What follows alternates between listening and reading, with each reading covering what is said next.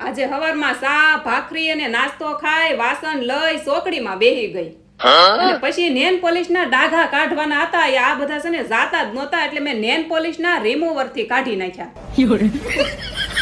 અને જો વહી ગયા હો બધા.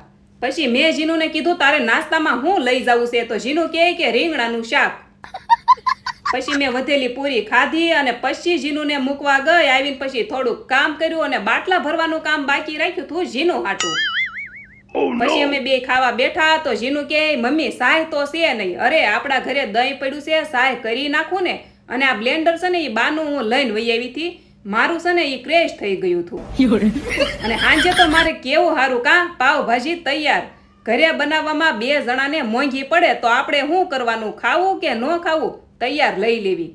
આજ કમેન્ટમાં કહેજો તમને કેવી ભાજી ભાવે, તૈયાર કે ઘરે બનાવેલી. મને તો બેય ભાવે પણ પાવ ભાજી હોવી જોવે. તો મળીએ નેક્સ્ટ વિડીયોમાં. જય દ્વારકાધીશ. Like share subscribe.